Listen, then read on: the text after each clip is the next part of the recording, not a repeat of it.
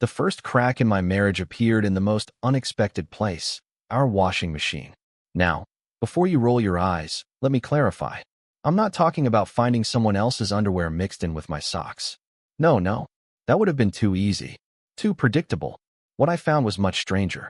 It started on a Sunday morning when I was on my usual hunt for clean socks.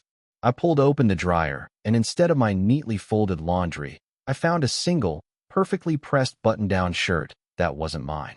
Crisp, expensive-looking, and smelling of fabric softener that we sure as heck never used. I frowned at it, turning it over in my hands. It was a light blue shirt, the kind of thing an overpaid finance guy would wear while pretending to care about quarterly reports. Not my style. I worked in IT, where the dress code was one step above pajamas, and the only time I ever wore something this fancy was at my own wedding. Kelly, I called out, your laundry's multiplying. Unless you've taken up ironing other men's shirts for fun. Silence. Then, a too casual, what are you talking about, from the living room. I walked in, holding the shirt up like a prosecutor presenting evidence. Kelly was sprawled on the couch, her laptop open, supposedly working. She glanced up and blinked at the shirt as if she'd never seen it before. That's not mine, she said, returning her attention to the screen. I waited. Nothing. No reaction, no follow-up questions, not even the faintest trace of curiosity. Just a dismissive shrug, like I'd asked her about the weather. Okay, well, it's definitely not mine, I said. Unless I've been sleep shopping at Brooks Brothers. Kelly sighed, clearly annoyed. I don't know, Zachary. Maybe it got mixed up in the laundry at the dry cleaners. I squinted at her. We don't use a dry cleaner. She blinked again, this time a little too fast. I meant, maybe a neighbor's stuff got mixed in with ours. Ah, yes. The classic, random neighbor sneaks into our house and does laundry in our machine theory. Happens all the time. I let it go, but that was the moment something shifted. Not because of the shirt itself. I mean, yeah, it was weird, but people lose things, right? No, what got me was Kelly's reaction. Or, more accurately, her lack of one. See, my wife has a natural talent for overreacting to minor inconveniences. Once, she nearly staged a protest because a cafe gave her almond milk instead of oat. Another time, she made me drive across town to find a specific brand of balsamic vinegar because, and I quote, the wrong acidity ruins the balance of a salad. But now, presented with an expensive men's shirt that had magically appeared in our dryer, she was completely unbothered. That didn't sit right. And then things got even weirder. A few days later, I was running late for work and couldn't find my laptop charger. I checked the usual places, my office, the kitchen counter, under the pile of mail we pretended didn't exist. Nothing. Hey, Kel, I called out. You see my charger anywhere? She was in the bathroom, getting ready. Nope. I sighed and did one last sweep of the apartment. That's when I saw it. My work bag, half-zipped and leaning against the couch. I bent down to check, thinking maybe I'd thrown the charger in there and forgotten. And that's when I saw it. A receipt, crumpled at the bottom of my bag, just peeking out. I don't know why I picked it up. Maybe it was instinct. Maybe it was the weird tension lingering since Laundrygate. But the moment I unfolded it, my stomach did a weird little flip. The receipt was from a bar. Nothing too fancy, but definitely not the kind of place Kelly and I went to. More importantly, the timestamp was from last Thursday night, when Kelly had supposedly been working late. And then I saw the kicker. 2 drinks. 2 separate charges. And at the bottom, a tip, written in Kelly's unmistakable handwriting. Now here's the thing. My wife hates tipping. Not in a rude, I don't believe in tipping way, but in an I will do complex mathematical gymnastics to avoid tipping more than 18.5% way. So imagine my surprise when I saw that she had left a very generous tip. An absurdly generous one. The kind of tip someone leaves when they're really trying to make a good impression. Interesting. That night, I casually brought up her late work meeting. So, I said, pouring myself a drink. How was Thursday? Late night at the office. She didn't even look up from her phone. Yeah, exhausting. I took a sip. Weird. Thought your boss was out of town last week. She hesitated for half a second. Just a flicker, but I caught it. Yeah, she was, Kelly said a little too fast. But I was catching up on emails. You know how it is. I nodded slowly. Totally. Emails. Classic. She went back to scrolling, oblivious to the fact that her husband was currently watching her like a scientist observing a particularly dumb lab rat. The problem with catching someone in a lie isn't just that they lied. It's that once you see it, once you realize they're capable of looking you straight in the eye and feeding you nonsense, you start noticing everything. Little things. Tiny, seemingly meaningless things. Like how she suddenly had plans on nights she used to spend at home.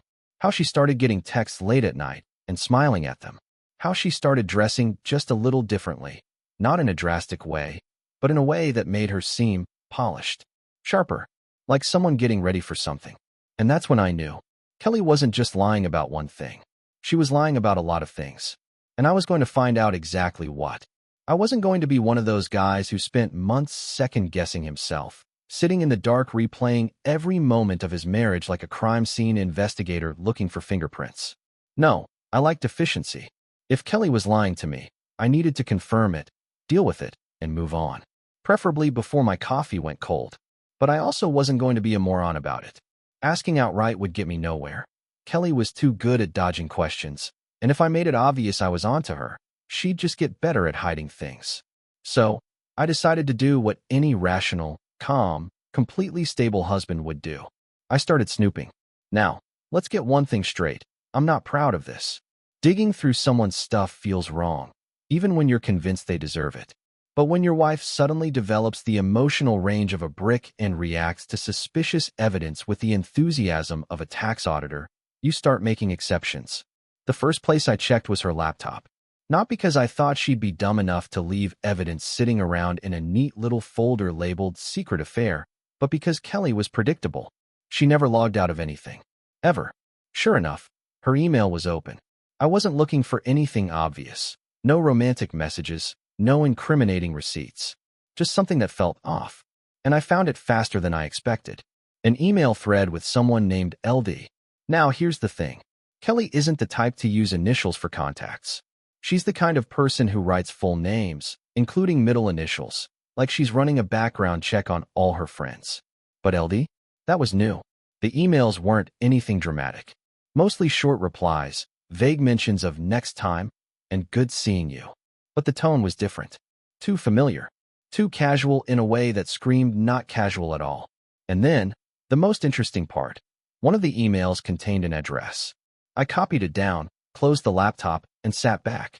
I could have left it at that, but what kind of fool ignores a perfectly good opportunity? If I was going to get answers, I needed to see where that address led. The next day, after work, I took a detour. The address was in a neighborhood that was way too expensive for anyone Kelly usually associated with. When I pulled up, I expected to see some bachelor pad or an overpriced apartment complex. Instead, I found a business office. Not just any office, a real estate agency. Now, at first, I thought, great, she's either cheating on me or secretly selling houses on the side. Neither option was particularly thrilling. But something told me this wasn't about real estate. I parked down the street and watched for a bit. The place wasn't very busy, just a few people coming and going, mostly in business attire. Nothing that screamed Secret Affair headquarters. But I wasn't leaving without at least trying to figure out what was going on. I walked inside, acting like I belonged there. A woman at the front desk looked up, already giving me the, "Are you here to buy something or waste my time?" expression. "Hey," I said, leaning on the counter. "I think my wife left something here."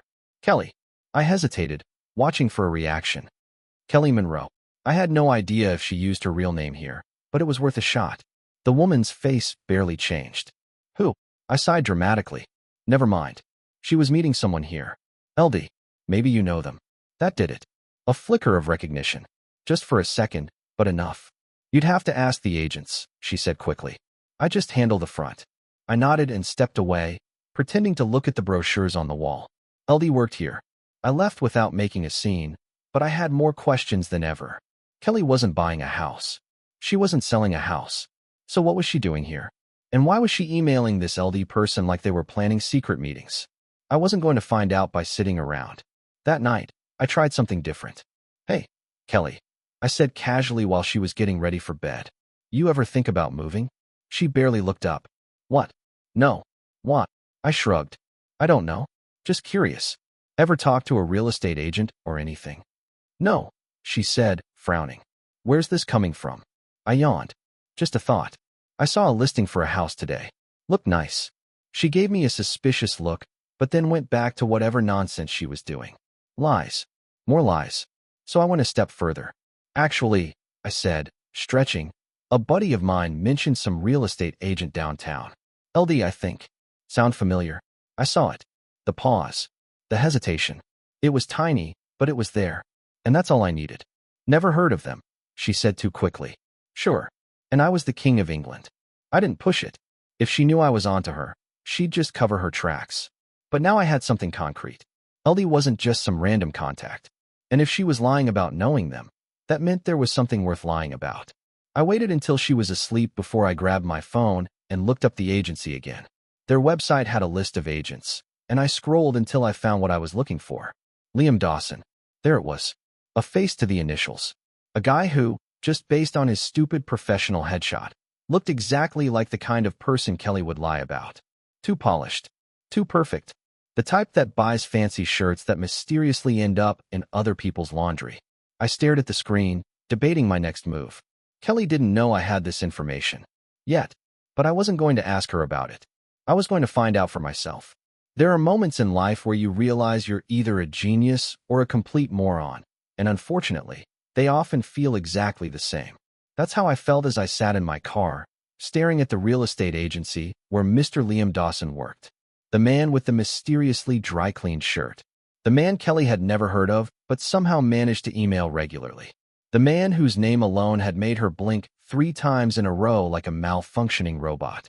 Now, a normal, well-adjusted person would have just walked in and demanded answers. Maybe asked to buy a house as a side mission. But I wasn't normal, and I certainly wasn't well-adjusted at this point. I wanted proof, something solid before I let Kelly's well-practiced lying skills kick in. So I did what any mature, responsible adult would do. I signed up for a fake house tour. It was easy. Their website had a form that asked for basic information, and I became Eric Daniels, a first-time buyer looking for a modern space to start the next chapter of my life. The website even let me pick an agent, and, surprise, surprise, Liam Dawson was available. I got an email confirmation 10 minutes later. I had an appointment at 4:30 p.m. the next day. So now I had a scheduled meeting with the guy my wife was definitely not emailing about totally not suspicious things. The next day, I arrived 5 minutes early because I wanted to be prepared but not desperate. The office was bland. White walls, framed inspirational quotes about finding your dream home, and the faint smell of new carpet. A receptionist with the dead eyes of someone who had been answering the same 3 questions for the past 5 years greeted me. Hi. Welcome to Dawson Realty. Do you have an appointment? I do, I said, giving her my best Eric Daniels smile. Liam Dawson. She nodded, clicked a few things on her computer, and motioned toward the seating area. He'll be with you shortly. I sat down, pretending to look at a magazine while keeping an eye on the hallway. 5 minutes later, a guy in his mid-30s walked out, dressed exactly as I expected, too perfect. Perfectly tailored blazer, perfectly styled hair, the kind of watch that screamed, I spend too much time picking accessories. This was LD. Eric, he asked, walking up with that overconfident handshake guys like him always give. That's me, I said, shaking his hand. Great. Let's head to the property. I followed him outside to his very expensive car. So, first-time buyer? He asked, unlocking the doors. Yeah, I said. Big step. Exciting, he nodded. Any specific features you're looking for? Good foundation, I said casually. No cracks. No hidden surprises.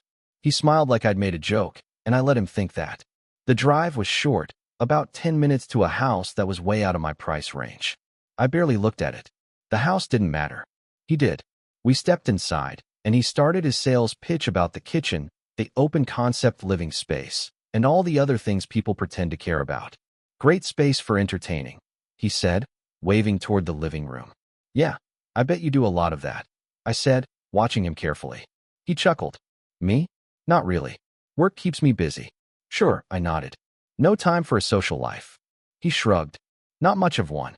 Liar. I let him talk for another 5 minutes before casually asking. So, do you ever do business with event planners? My wife's in that industry. He barely hesitated, but I caught it. A flicker of something before he said, not really. Most of my clients come through referrals. No real estate agent turns down connections. And he knew it. I smiled. Oh, weird. Because I think she mentioned this agency before. Maybe a friend of hers worked with you. He kept his face neutral, but I could tell he knew exactly who I was talking about. I let him finish the tour, nodded a few times like I was genuinely considering the house, then thanked him and left. As soon as I got to my car, I pulled out my phone and texted Kelly. Hey, random question. You ever worked with a real estate agent named Liam Dawson? I stared at my phone, waiting. 3 dots appeared, then disappeared, then nothing. Now, Kelly always had an answer. Always. Even if it was a bad lie, she'd throw something out there. But this time, silence. I sat there, watching my phone for 5 more minutes before starting the car. I had my answer. And now it was time to push things further. There's a special kind of satisfaction that comes from watching a liar squirm in real time. It's like watching someone step on a Lego barefoot. Painful, unexpected, and impossible to hide. Kelly's reaction to my text was exactly that. After she left my message unanswered for 4 hours, I finally walked into the living room, where she was sitting on the couch, pretending to be interested in whatever show was playing. Her phone was face down on the coffee table, which meant one thing. She was avoiding something. Hey, I said, dropping onto the chair across from her. Got my text. She looked up, pretending she had to think really hard about whether she did or not. Which one? Oh, you know, I said casually. The one about Liam Dawson. Her face didn't change, but her fingers twitched slightly against the couch. Oh, she said, doing an award-worthy impression of someone who definitely wasn't panicking. Yeah, I saw that. I just forgot to reply. Sure, I nodded. So, do you know him? She hesitated just long enough to confirm she absolutely did. No, I don't think so. That's weird, I said, pulling out my phone. Because I just met him today. Super nice guy. Showed me a house. Thought maybe you two crossed paths. Kelly blinked. You're looking at houses? I shrugged. Thinking about it. Never hurts to see what's out there, right? She gave a small, fake smile. Right. Her discomfort was practically leaking out of her at this point. It was beautiful, but I wasn't done. Funny thing, I added, leaning back. When I mentioned your name, he acted kinda weird. Like he knew you. That was the moment I saw it. A flicker of real panic in her eyes. What? That's weird. Maybe he's worked with someone I know. Maybe, I said, acting like I was deep in thought. Or maybe it's something else. Kelly laughed, but it was the kind of laugh you give when your brain is working at full speed to escape a situation. Zachary, are you asking if I'm cheating on you with a real estate agent? I raised an eyebrow. Well, I wasn't. But now that you said it out loud, that is an interesting theory.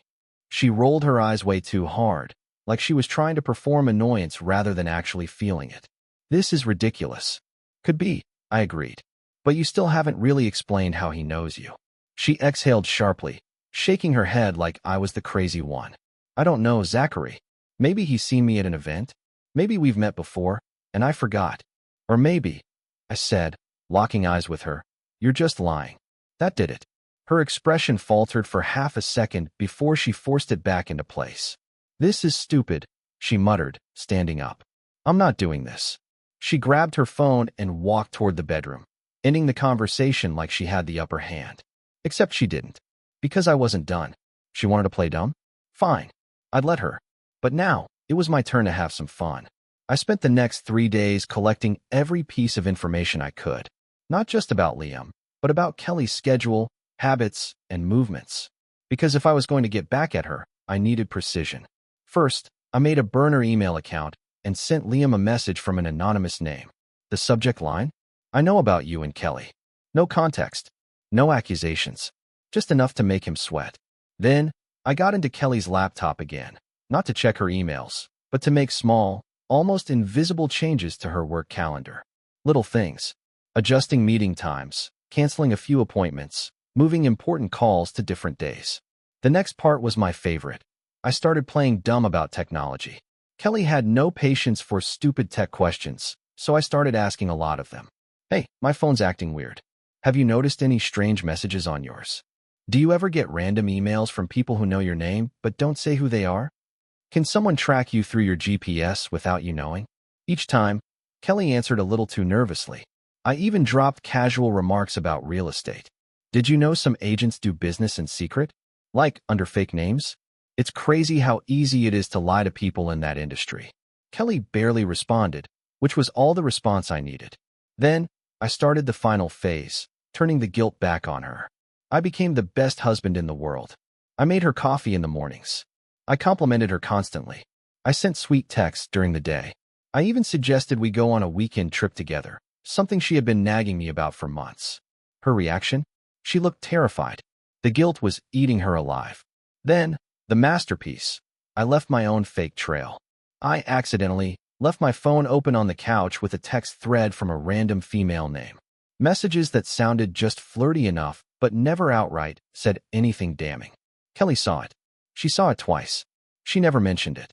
But suddenly, she started checking my phone when she thought I wasn't looking. It was working. I could feel it. She was unraveling. And then, the final touch. I sent Liam Dawson another email. This time, with a screenshot of one of Kelly's emails to him. No words. No threats. Just proof. And then I waited. Because if there's one thing I knew for sure, cheaters are messy when they panic. The first sign that Kelly had figured out she was losing came in the form of a perfectly folded piece of paper left on my desk. Not in an envelope. Not in a dramatic scene where she sat me down and announced her grievances like a TV lawyer. Just a simple, straight-to-the-point document. It was a printout of a divorce petition. No conversation. No warnings. Just her name, my name, and the clear intent to legally set my life on fire. I picked it up, flipped through the pages, and let out a low whistle. "Oh wow, you went for everything, huh?" I muttered, not even surprised.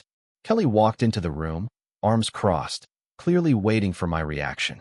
"I'm done playing games, Zachary," she said, as if she hadn't just spent the last 2 weeks snooping through my phone and whispering on late-night calls. "Clearly," I said, holding up the papers. "You even want the couch? You hate the couch." "It's the principle," she snapped. "Right, of course," I nodded. "You're divorcing me on principle. That makes total sense." She narrowed her eyes. "I don't need to explain myself to you." "Actually, legally you do," I said, flipping to the section where she had boldly requested spousal support.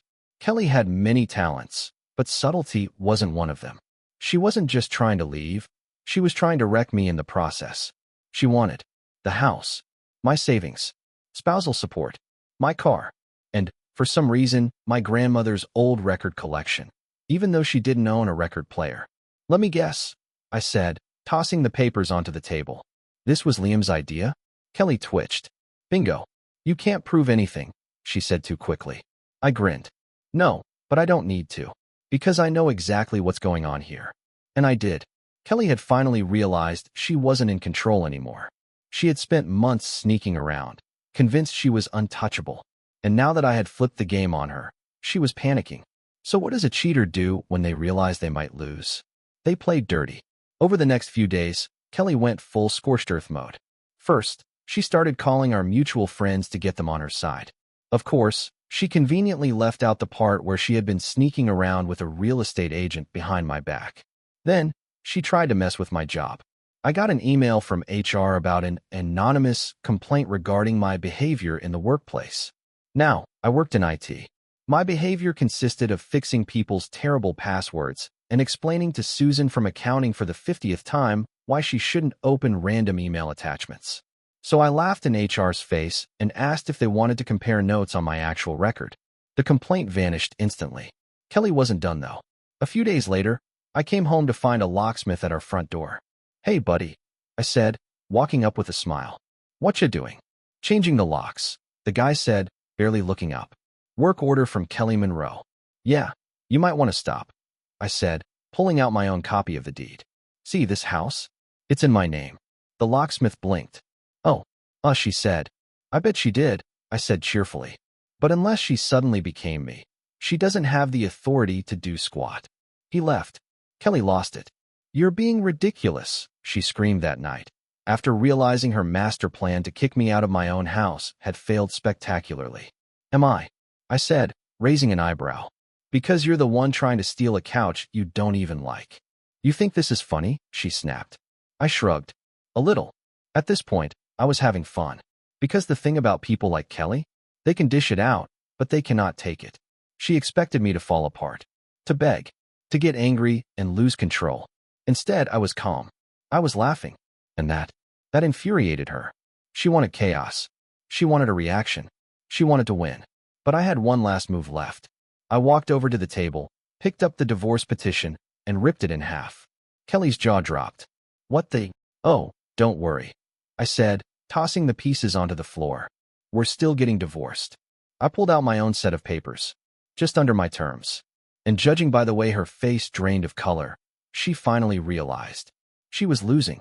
Kelly stared at the divorce papers in my hands like I'd just handed her a subpoena for war crimes. You can't be serious, she said, her voice a perfect mix of disbelief and panic. Oh, I am very serious, I said, setting them down neatly on the table. Since you were so eager to get rid of me, I figured I'd speed things along. You know, helpful husband and all. Her hands clenched at her sides. You don't get to control this. See, that's where you're wrong, I said, sliding the papers toward her. You wanted a fight, Kelly? Congratulations. You got one. And I play to win. For the first time in this entire mess, I saw something I hadn't seen before. Fear. Because it had finally dawned on her that she'd underestimated me. Kelly had spent months treating me like I was too stupid to catch on, too passive to fight back. She thought I'd be the guy curled up in a corner, crying while she skipped off into the sunset with Liam Dawson and my retirement savings. Instead, she got me, fully aware and out for blood in the most legal, financially devastating way possible. I didn't go nuclear, I went precise. No spousal support, no house, no access to my accounts. And, just to be petty, a clause that specifically stated she could not take my grandmother's record collection. You're being ridiculous, she snapped, barely looking at the pages. You're just doing this to get back at me. Correct, I said, folding my hands. But more importantly, I'm doing this because it's fair.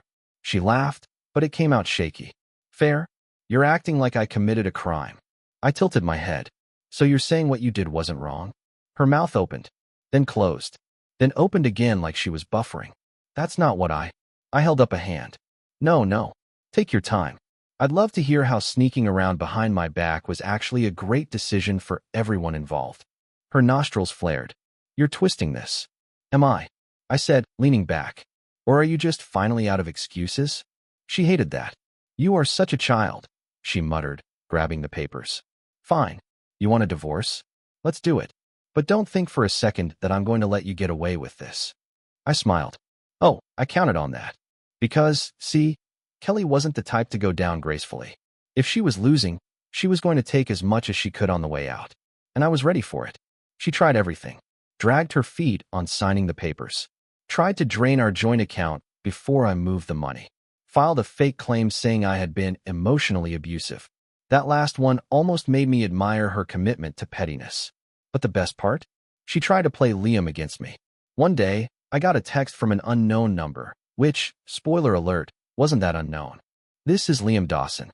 We need to talk. I almost laughed. Instead, I responded. Sure thing, buddy. But I charge consultation fees. $500 an hour. What's your budget? Never heard from him again. Kelly, meanwhile, was spiraling. Her backup plan was crumbling. She thought she could dump me, take my money, and live happily ever after. Instead, she got a legal beatdown, a panicked boyfriend, and the realization that she wasn't nearly as smart as she thought. The final nail in the coffin? The day she signed the papers. It was a beautiful moment. She sat across from me at the lawyer's office, pen shaking slightly in her hand. Enjoy being alone, she muttered as she scrawled her name on the line. Oh, I will, I said, taking the papers back. Because unlike you, I actually like myself. She stormed out. I didn't follow. Because I wasn't looking back. Not on her. Not on us. Not on anything. And just like that, Kelly Monroe became my ex-wife. The best title she ever earned. Thanks for watching. Rate the story in the comments. Subscribe to the channel